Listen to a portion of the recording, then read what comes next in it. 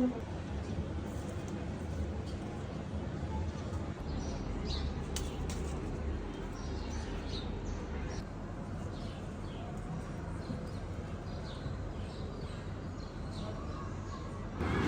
Everyone, আসসালামু আলাইকুম। এতক্ষণ আমার কথা বলতে ইচ্ছে করছিল না, কারণ কি সুন্দর একটা পরিবেশ ছিল এবং কি সুন্দর একটা পাখির ডাক ছিল। আপনারা এর আগেও আমার বারান্দা থেকে পাখির ডাক শুনতে পেয়েছেন, এবং এখন দুপুর তবুও পাখির ডাক শোনা যাচ্ছে। আমার অনেক বেশি ভালো লাগে, দ্যাটস ওয়াই আমি আসলে কোনো ভয়েস দিচ্ছিলাম না।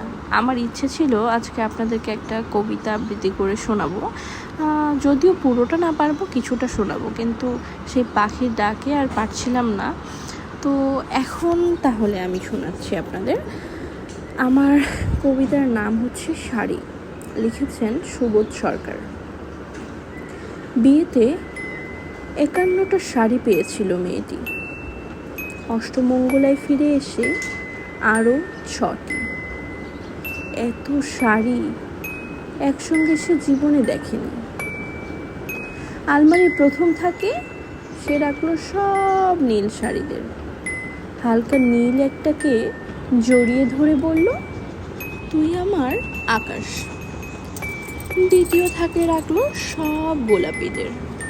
একটা গোলাপিকে জড়িয়ে এসে বলল, তোর নাম অভিমান। তৃতীয় থাকে 3টি ময়ূর, যেন 3 দিক থেকে ছুটে আসা সুর। তেজপাতার রং যে শাড়িটার, তার নাম দিল বিষাদ। সারা বছর সে শুধু শাড়ি উপহার এলো। এত শাড়ি সে কি করে এক জীবনে পরবে?